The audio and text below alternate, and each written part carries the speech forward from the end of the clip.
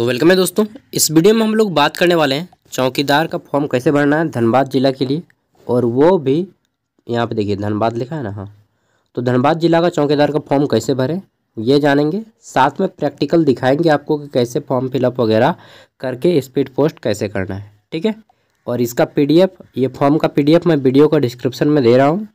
Total आपका ये 26 page का PDF है। ठीक है, तो आप लोग प्रिंट कौन कौन सा करवाइएगा, सबसे पहले आपको प्रिंट करवाना होगा पेज नंबर 26। ठीक है, ये आपका एडमिट कार्ड। पेज नंबर 25 ये घोषणा पत्र। ठीक है, पेज नंबर 24 फॉर्म, और पेज नंबर 23 ये भी फॉर्म। मतलब पेज नंबर 23 से लेकर के 26 तक, 23, 24, 25, 26 4 पेज का प्रिंट आउट करवाना है। ठीक है, लिंक मैं वीडियो का डिस्क्रिप्शन में दे दूंगा पूरा नोटिफिकेशन का। इसमें आपको पेज नंबर 23 से लेकर के 26 तक प्रिंट करवाना है। उसके बाद यहाँ पे अपना एक फ़ोटो साटना है, फ़ोटो पे हस्ताक्षर कर देना है इस तरह से। ये फॉर्म आप ब्लैक या ब्लू, ठीक है, काला या नीला, मतलब काला या ब्लू दो में से किसी एक पेन से फॉर्म को भरिएगा। सबसे पहले अंचल का नाम लिखिएगा, थाना का नाम लिखिएगा, आवेदित बिट संख्या और बीट का नाम। यहाँ पे क्या भरिएगा चलिए देखते हैं। तो बीट संख्या जैसे देखिए यहाँ पे मान लीजिए ये मेरा गांव धोखरा है। ठीक है, मेरा गांव का नाम धोखरा है, और मेरा जो है 1 मिनट ये यहाँ पे शुरू से देखना पड़ेगा। हाँ, जैसे धनबाद अंचल में देखिए, जिनका भी अंचल धनबाद है सब अंचल देख लीजिएगा। ठीक है, अब ये आपका बीट का ग्राम का नाम, और ये आपका बीट संख्या है, ये आपका थाना है, ये आपका अंचल है। बोलिएगा बीट का नाम क्या लिखेंगे, तो ये आपका बीट का ग्राम का नाम या बीट का नाम दोनों सेम है। ठीक है, जैसे आपका ये है आपका दामोदरपुर। ठीक है, ये आपका बीट संख्या का बीट क्षेत्र हो गया, और इनका बीट संख्या हो गया 2/4। ठीक है, धनबाद थाना धनबाद। तो इस तरह से यहाँ पे आपको फिलअप करना होगा। ठीक है, अंचल का नाम धनबाद, थाना का नाम धनबाद थाना, आवेदित बीट का नाम, तो वहाँ पे 2/4 या फिर जो भी रहेगा जितना बट्टा 4, इस तरह से आपको अपना अपना सबका लिखना है। बीट संख्या, बीट क्षेत्र में उस गांव का नाम बताना है जहाँ पे आपका बीट है। ठीक है, बीट का गांव का नाम, और पंचायत का नाम सेम रहेगा, मतलब किसी का अलग भी हो सकता है, किसी का सेम भी रहता है। ठीक है, क्योंकि कई बार बीट में एक से ज़्यादा गांव आ जाते हैं। ठीक है, तो अपने गांव का ही नाम देना है यहाँ पे, सॉरी बीट का नाम देना है। ठीक है, बीट का नाम, बीट मतलब ही होता है पंचायत। ये जो फॉर्मेट बनाया है इन्होंने गलत बनाया थोड़ा सा, यहाँ पे होना चाहिए गांव का नाम और ये होना चाहिए पंचायत का नाम, और ये फॉर्मेट जो बनाए हैं ऊपर वाला ये भी गलत बनाए हैं इन्होंने। ठीक है, क्योंकि मैं चौकीदार का लगभग 23 जिला का वैकेंसी देख चुका हूँ, और सब में सेम रहता है, बस इसमें थोड़ा सा डिफरेंट है। ठीक है, तो आप लोग यहाँ पे बीट का नाम भरिएगा और पंचायत का नाम भरिएगा, अगर दोनों सेम है तो दोनों सेम भरिएगा। ठीक है, अभ्यर्थी का नाम लिखना है अपना हिंदी के अक्षरों में, फिर अंग्रेजी के बड़े अक्षरों में। पिता का नाम लिखना है हिंदी के अक्षरों में, फिर अंग्रेजी के बड़े अक्षरों में। अगर आप शादीशुदा महिला हैं तो अपने पति का नाम लिखिएगा। ठीक है, पिता के स्थान पे जन्म तिथि बताना है यहाँ पे, दिन माह वर्ष। ठीक है, मान लीजिए किसी का 1 है तो 1 लिखिएगा यहाँ पे, जनवरी है तो जनवरी, 2001 है तो 2001 इस तरह से। ठीक है, शब्दों में इस तरह से लिख दीजिएगा 1 जनवरी। ठीक है, 2001 इस तरह से आपको शब्दों में लिखना है। कहाँ पे, तो यहाँ पे शब्दों में। ठीक, फिर आपका है 8 अगस्त है या 1 अगस्त है, यार 1 मिनट इसको क्लियर करना पड़ेगा, और इसके लिए देखना पड़ेगा हमें उम्र यहाँ पे काउंटिंग कब से किया जा रहा है। ठीक है, क्योंकि मैक्सिमम जो चौकीदार का पोस्ट है वहाँ पे 1 अगस्त से उम्र की गणना की जा रही है। ठीक है, यहाँ पे 8 अगस्त। ठीक है, 1 मिनट, हाँ, तो आपका जो उम्र की गणना की जा रही है वह 8 अगस्त से किया जा रहा है, तो यहाँ पे आपको उसी अकॉर्डिंग फॉर्म भरना पड़ेगा। देखिए ये जो है आपका उम्र निकालने वाला, यहाँ पे उम्र बताना है 8 अगस्त 2000, ये लिखिएगा 8, फिर 08, फिर 2024 इस तरह सबसे पहले लिखिएगा रफ पेज में, और यहाँ पे अपना डेट ऑफ बर्थ लिख लीजिए। जैसे मेरा डेट ऑफ बर्थ 1/1/2001 है, मान के चलता हूँ। ठीक है, अब इसको घटाना है, तो 8 में 1 गया तो कितना बचा, 7 बचा। ठीक है, यहाँ पर भी 8 में 1 गया तो 7 बचा, और यहाँ पे मेरा 24 में 1 गया तो 23 बचा। ठीक है, यानी कि 23 साल 7 महीना 7 दिन मेरा हो रहा है, ठीक है। अगर नहीं घटेगा तो इससे एक पैंचा लीजिएगा, 1 साल पैंचा लीजिएगा तो यहाँ पे 12 महीना ऐड होगा। यहाँ पे नहीं घटेगा तो इससे 1 साल पैंचा लीजिएगा तो यहाँ पे 30 दिन ऐड होगा, ठीक है। उसके बाद घंटा लीजिएगा और नहीं सकिएगा तो किसी से पूछ के एज को निकाल लीजिएगा, कितना साल कितना महीना और कितना दिन हो रहा है 8 अगस्त 2024 को आपका, ठीक है। अब अभ्यर्थी का अस्थाई पता, तो यहाँ पे आपको अब अस्थाई पता लिखना है। क्या क्या भरिएगा, तो गांव का नाम, पोस्ट ऑफिस, ठीक है। फिर अंचल का नाम, फिर आपको लिखना है ज़िला का नाम, फिर आपका पिन कोड और मोबाइल नंबर, इतना भरना है आपका अस्थाई पता में। अगर पत्राचार का पता मतलब आपका वर्तमान पता, दोनों सेम है तो दोनों सेम भरिए, ठीक है। पत्राचार का पता भी और आपका स्थायी पता भी, मैं कहूँगा दोनों सेम भरिए। जो अस्थाई पता है उसको भी पत्राचार का ही पता भरिए। राष्ट्रीयता भारतीय, मोबाइल नंबर दे देना है, ईमेल आईडी दे देना है। आवेदित पद का नाम यहाँ पे चौकीदार लिखिएगा 9 नंबर पे। 10 नंबर पे आवेदक के शरीर पे 2 चिन्ह, जैसे मेरा नाक पे तिल है तो अपना अपना तिल कहीं पे उसको दे दीजिए, कहीं पे किसी कटा हुआ निशान, कहीं पे किसी का 6 उंगली रहता है तो अपना अपना 2 चिन्ह बता देना है, ठीक है। नेक्स्ट 11 नंबर पॉइंट, यहाँ पे मैट्रिक के बारे में बताना है बोर्ड। तो मैक्सिमम लोग जैक बोर्ड है तो इस तरह से लिखिएगा जैक JSC रांची, ठीक है। छोटे छोटे अक्षरों में लिखिएगा तो अट जाएगा। यहाँ पे लिखना है जैक रांची। अगर आप CBSE हैं तो CBSE दिल्ली लिख दीजिएगा। उत्तीर्णता का वर्ष, कब आपने बोर्ड पास किया, 12 में, 15 में, 17 में, 19 में, जब भी आपने बोर्ड पास किया है यहाँ पे जब पास किए उस साल को लिख देना है। जैसे 2015 में पास किए तो 2015 में लिखना है। प्राप्तांक, कितना नंबर आए लो रे बाबू, तो बोर्ड में आपका कितना नंबर आया, जैसे मेरा 384 आया तो मैं यहाँ पे 384 लिखूँगा, ठीक है। कितना प्रतिशत हुआ, तो जितना प्रतिशत बन रहा है प्रतिशत को निकाल लीजिएगा। जैसे आप प्रतिशत निकालना नहीं जानते तो समझ लीजिए, जैसे मेरा 384 नंबर आया है, ठीक है, तो यहाँ पे 00 लगाइए सिंपली और इसको भाग दे दीजिए 500 से, क्योंकि जैक बोर्ड में फुल मार्क्स 500 होता है, ठीक है। भाग दे दीजिए, आपका आ जाएगा। जितना नंबर है उसको 100 से गुना कीजिए और फुल नंबर से भाग दे दीजिए तो आपका निकल जाएगा प्रतिशत। मोबाइल से कर लीजिएगा। फिर आपको आप किस कैटेगरी से फॉर्म को अप्लाई करना चाहते हैं, जैसे मैं OBC हूँ लेकिन फॉर्म को मैं जनरल से भरना चाहता हूँ तो यहाँ पे मैं लिखूँगा अनारक्षित, क्या लिखूँगा, ये वाला अनारक्षित और ब्रैकेट में UR कर दूँगा, ठीक है। नेक्स्ट लिंग बताना है, पुरुष या महिला है या फिर थर्ड जेंडर है, ठीक है। अगर थर्ड जेंडर हैं आप तो यहाँ पे लिख सकते हैं तीसरा लिंग, ठीक है। नेक्स्ट यहाँ पे यदि शारीरिक रूप से विकलांग है तो आपको बताना है किस तरह से विकलांगता का है आपका, और विकलांग भी फॉर्म भर सकते हैं, बस शर्त है आपको दौड़ पास करना पड़ेगा, ठीक है। और 40% से ज़्यादा होना चाहिए और सर्टिफिकेट होना चाहिए। यदि खिलाड़ी हों और आप कम से कम डिस्ट्रिक्ट लेवल का खेल चुके हैं तो बताना है सर्टिफिकेट नंबर, सर्टिफिकेट मिला होगा उसका, कब मिला, ठीक है, कौन सा रैंक लाए हैं, फर्स्ट सेकंड थर्ड जो भी रैंक लाए होंगे वो रैंक बताना है। अब देखिए आपको यहाँ पे देना है, अगर आप केवल जनरल से फॉर्म भर रहे हैं तब आपको केवल आवासीय प्रमाण पत्र रहेगा, जाति नहीं लगेगा, ठीक है। अगर आप जनरल से फॉर्म भर रहे हैं तो, अगर आप OBC या ST/SC से फॉर्म भर रहे हैं, ठीक है, तो आपको जो है जाति प्रमाण पत्र भी लगेगा।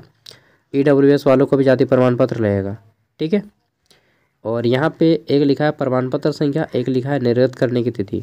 तो जैसे ये मेरा OBC है या फिर आवासीय प्रमाण पत्र है तो यहाँ पे एक लिखा होता है सर्टिफिकेट नंबर, उस सर्टिफिकेट नंबर को लिखना है प्रमाण पत्र संख्या में, ठीक है। सर्टिफिकेट नंबर यहाँ पे रहता है और इशू डेट आपका यहाँ पे रहता है। इशू डेट ISSU करके लिखा होगा या फिर नीचे में लिखा होगा, ठीक है, इशू डेट। उस इशू डेट को यानी कि कब आपका जारी हुआ है सर्टिफिकेट यहाँ पे भर देना है, ठीक है। नेक्स्ट आपका 18 नंबर है परीक्षा शुल्क। तो आपको बैंक ड्राफ्ट बनाना पड़ेगा, कितने रुपए का बैंक ड्राफ्ट, चलिए देख लेते हैं। तो यहाँ पे आपको फॉर्म फीस देना पड़ेगा, बहुत लंबा हो जाता है ना, 1 मिनट थोड़ा सा लाइन पे रहिए। हाँ, तो कितना रुपए का फॉर्म फीस लगेगा आपको, देखिए यहाँ पे आपका लिखा होगा फॉर्म फीस, कहाँ गया जी, ये रहा आपका फॉर्म फीस कितना है, तो फॉर्म फीस है नहीं यार। तो पॉइंट नंबर 4 में बताया गया आपके फॉर्म फीस के बारे में। यहाँ पे बोला गया परीक्षा शुल्क जो है 100 रुपये लगेगा, किनको, तो झारखंड के जितना भी जनरल ओबीसी है उन सभी को 100 रुपया, ठीक है, जनरल ओबीसी और ईडब्ल्यूएस को। बाकी एसटी एससी कैंडिडेट को लगेगा 50 रुपया फॉर्म का फीस। इसे आप या तो बैंक ड्राफ्ट ही बनाएं, बैंक ड्राफ्ट के द्वारा।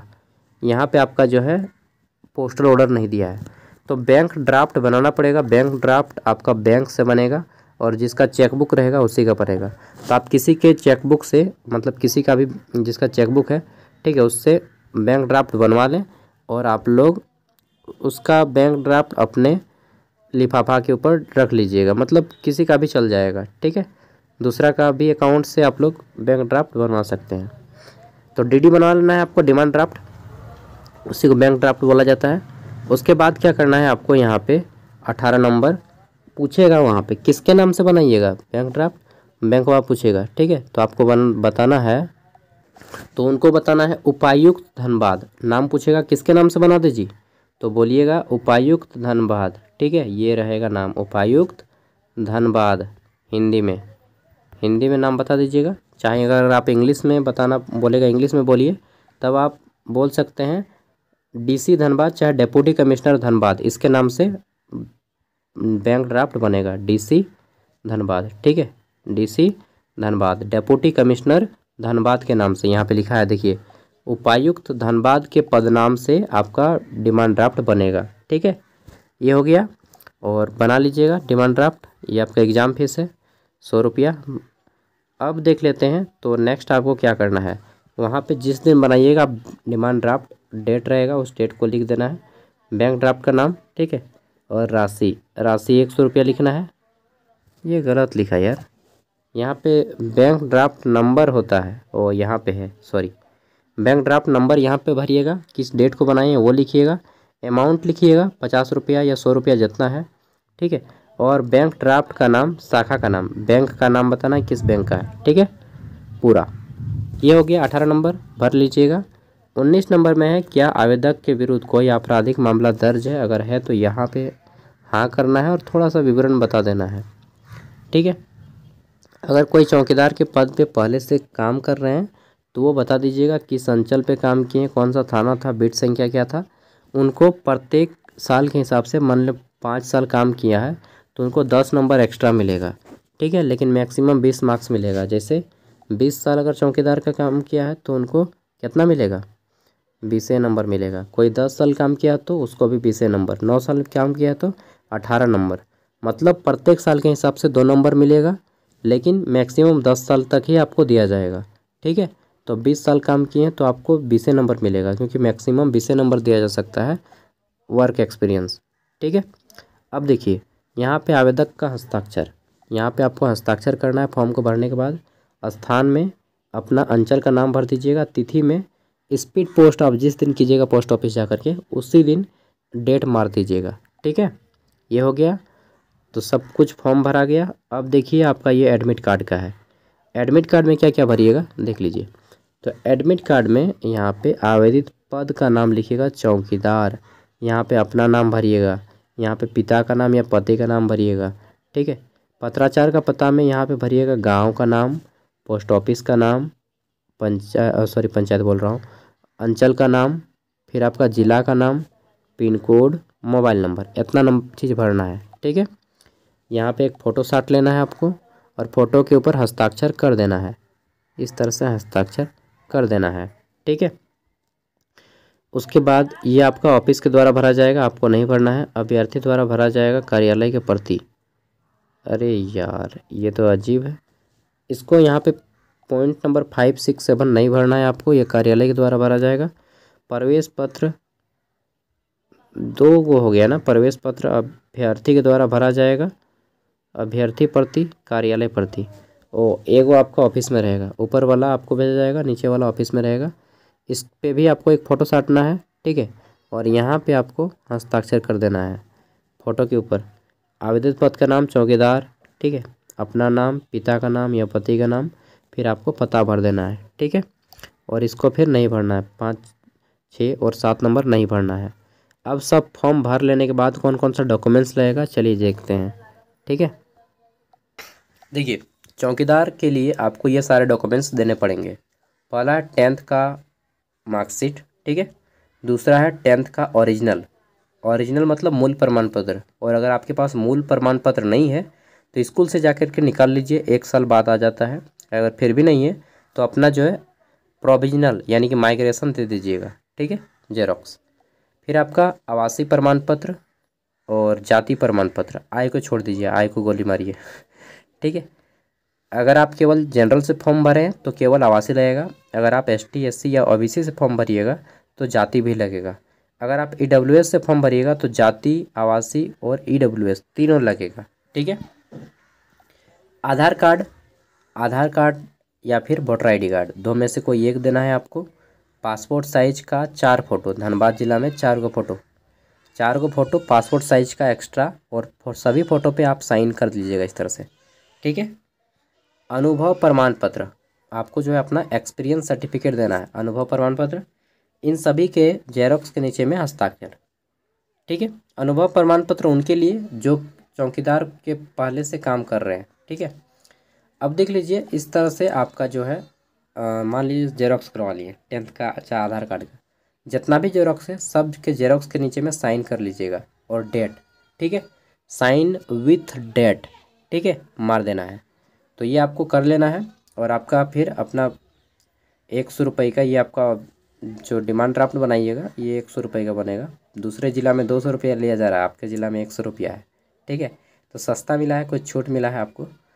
जनरल OBC को 100 रुपये का बैंक ड्राफ्ट, और ST SC को 50 रुपये का बैंक ड्राफ्ट बनाना है, ठीक है। देख लीजिए आपका बैंक ड्राफ्ट कुछ इस तरह से रहेगा, और ये उन्हीं को मिलता है जिनके पास चेक रहता है, ठीक है। तो आप किसी दूसरे का भी बैंक ड्राफ्ट बना सकते हैं। देखिए आपके ज़िला में कहीं पर भी 2 चीज़ मेंशन नहीं किया गया है। पहला, कैरेक्टर सर्टिफिकेट नहीं लगेगा, ठीक है। चरित्र प्रमाण पत्र, कैरेक्टर सर्टिफिकेट के बारे में कहीं पर भी जिक्र नहीं किया गया है, ठीक है, तो आपको कैरेक्टर सर्टिफिकेट नहीं लगेगा। दूसरा, यहाँ पे कहीं पर भी ये जो आपका नोटिफिकेशन है, इस नोटिफिकेशन पे कहीं पर भी आपका डाक टिकट के बारे में नहीं बोला गया है कि 26 रुपये का डाक टिकट लगेगा। बाकी सभी ज़िला में, मतलब मैक्सिमम ज़िला में डाक टिकट मांगा गया है, कुछ कुछ ज़िला में डाक टिकट नहीं मांगा गया है। तो धनबाद ज़िला में भी डाक टिकट नहीं मांगा गया है। इसका मतलब है कि आपका जो एडमिट कार्ड आएगा आपका, या तो स्पीड पोस्ट तो मुश्किल है, ऑनलाइन ही एडमिट कार्ड आएगा ऐसा लगता है, ठीक है। चलिए देखते हैं कैसे अप्लाई करना है। अब आपको देखिए आपको 2 इन्वेलप लेना है। पहले वाले इन्वेलप में पहले इस तरह से आपको नाम लिख लेना है, सेवा में, 1 मिनट, आपको जो है एक इन्वेलप लेना है छोटा और एक बड़ा। छोटे वाले में पहले आपको इस तरह से लिखना है सेवा में, ठीक है। 2 करना है, आपका नाम रहेगा, पिता का नाम रहेगा या पति का नाम रहेगा, ग्राम, पोस्ट, थाना, जिला, पिन कोड और मोबाइल नंबर, इस तरह से आपका रहेगा, ठीक है। उसके बाद आपका यही एडमिट कार्ड अगर ऑफलाइन आएगा तो ये इस तरह से उन लोग सेंड करेगा, एक स्टाम्प मारेगा उन लोग, ठीक है। ये आपके नहीं, आप नहीं मारिएगा, ये उन लोग, अगर आपका एडमिट कार्ड आता है बाय पोस्ट तो आपका इस तरह से आएगा, और ये स्पीड पोस्ट वही लोग लगाएंगे, ठीक है। देखिए जनरली क्या होता है कि दूसरे ज़िला में ये 26 रुपये का डाक टिकट भी लगता है, लेकिन आपके ज़िला में डाक टिकट नहीं लगाने बोला है। फिर भी अगर आप 26 रुपये का डाक टिकट लगा दें तो बहुत अच्छा रहेगा मेरे अकॉर्डिंग, ठीक है। बाकी लगाएं या ना लगाएं वो आपकी मर्ज़ी, क्योंकि यहाँ पे नहीं बोला गया है क्लियरली, धनबाद ज़िला में नहीं बोला गया है कि 26 रुपये का डाक टिकट लगेगा। आप पूरा नोटिफिकेशन पढ़ लीजिए, ठीक है। इसका मतलब है कि आपका जो है एडमिट कार्ड ऑनलाइन जारी होगा, ठीक है, इसका यही मतलब है। टिकट नहीं मांगा है तो ऑनलाइन ही भेजेगा। बाकी ये आपको बस ये लिखना है इस तरह से एक लिफाफा, टिकट मत लगाइए, छोड़ दीजिए, टिकट नहीं बोला है तो मत लगाइए। दूसरे वाला लिफाफा लेना है, उसके ऊपर क्या करना है आपको देखिए, तो आपको सबसे पहले विज्ञापन संख्या लिखना है। यहाँ पे बड़ा वाला, ये थोड़ा सा लिफाफा बड़ा रहेगा, देखिए ये आपका छोटा लिफाफा है, ये आपका बड़ा लिफाफा है। बड़े वाले लिफाफे में सबसे पहले यहाँ पे लिखिएगा विज्ञापन संख्या 1/2024, आवेदित पद का नाम चौकीदार, ठीक है। उसके बाद बिट संख्या लिखिएगा, सबका अलग अलग रहता है बिट संख्या, देख के अपना गांव का नाम, पंचायत का नाम, इस तरह से लिखना है। उसके बाद यहाँ पे आपको लिखना है प्रेषक, क्या लिखना है, प्रेषक, फिर नाम, पिता का नाम या पति का नाम, ग्राम, पोस्ट, थाना, अंचल, जिला, पिन कोड, मोबाइल नंबर, इस तरह से लिखना है। इसके बाद एक लाइन खींचना है और इधर लिखना है सेवा में 2, और यहाँ पे आपको एड्रेस भरना है। कौन सा एड्रेस, देखिए ये बोकारो ज़िला का है, आप लोग धनबाद ज़िला का एड्रेस भरिएगा। एड्रेस में आप लोग भरिएगा ये वाला, चलिए दिखाता हूँ। तो आपको एड्रेस डालना है, यहाँ पे दिया गया है आपका ये एड्रेस, ठीक है। आप जो एड्रेस डालिएगा ये रहेगा आपका, यहाँ से उप से शुरू होगा, उप समाहर्ता प्रभारी जिला सामान्य शाखा धनबाद उपायुक्त सह जिला दंड अधिकारी का कार्यालय धनबाद, ये यहाँ तक, ये पिन कोड आपका 826004, यहाँ तक आप लोग डाल दीजिएगा, ठीक है। ये आपका रहेगा एड्रेस। उसके बाद क्या करना है आपको, देखिए जैसे ये सभी डॉक्यूमेंट्स रहेगा आपका, फॉर्म भर लीजिएगा डॉक्यूमेंट्स, ठीक है। ये मैं दिखा रहा हूँ एग्जाम्पल, 4 को फ़ोटो लीजिएगा, एक्स्ट्रा 4 को फ़ोटो, चारों पे साइन किया हुआ आपका, ठीक है। यहाँ पे डिमांड ड्राफ्ट भी आप रख दीजिएगा, और जितने डॉक्यूमेंट्स हैं सबको पिन मार लीजिएगा एक साइड में और मोड़ लीजिएगा इस तरह से। छोटा वाला इन्वेलप भी लीजिएगा एक, ठीक है। इस छोटे वाले इन्वेलप को भी इसके साथ रख दीजिएगा डॉक्यूमेंट्स के, और बड़े वाले इन्वेलप में पोस्टल ऑर्डर डिमांड ड्राफ्ट को ओरिजिनल देना है, ठीक है, जेरोक्स मत दीजिएगा, और इसको बड़े वाले लिफाफे में भर देना है अंदर में, ठीक है। बड़े वाले लिफाफे को भर दीजिएगा इस तरह से, गम से साट दीजिएगा, एंड इसको स्पीड पोस्ट कर देना है, बस हो गया। इतना ही काम है और कुछ काम नहीं है, ठीक है। चलिए, तो सब कुछ बता ही दिया, बाकी कुछ भी दिक्कत होगा तो पोस्ट ऑफिस वाले को पूछिएगा, आपको बता देंगे बहुत ही आसानी से। सीट बहुत ज़्यादा है धनबाद ज़िला में, ठीक है। एक चीज़ मुझे समझ में नहीं आ रहा है कि यार इतना साल हो गया, ये सब ऑफलाइन शोभा देता है क्या है? जहाँ दुनिया डिजिटल चांद पे चला गया और हम लोग अभी ऑफलाइन फॉर्म खेल रहे हैं, ठीक है। बिल्कुल घटिया काम है। मतलब ऑफलाइन मतलब क्या कि आपकी व्यवस्था जो है घिसर घिसर के चल रही है, ठीक है। ऑनलाइन करना चाहिए यार आजकल के ज़माने में, लेकिन हमारी सरकार मूर्ख है, मतलब क्या बोलते हैं, 12 क्लास पास सरकार है तो अब क्या कीजिएगा। देखिए राजा जैसा रहेगा ना, उसी तरह से उसका जो है मंत्री सब काम करता है, ठीक है। यहाँ पे इसको कुछ मालूम नहीं है, भौंदा को ससुर सीजीएल परीक्षा के चलते आदमी को बर्बाद करके रख दिया है। चलिए जो भी है, गुस्सा निकालने से क्या होगा, ऊपर वाला जब चाहेगा उसको, बस। और कुछ दिन, कुछ महीना ना, 1-2 महीना। चलिए थैंक यू, मिलते हैं नेक्स्ट वीडियो में, तब तक के लिए बाय। और क्या बोलेंगे, इसका PDF आपको वीडियो का डिस्क्रिप्शन में मिल जाएगा।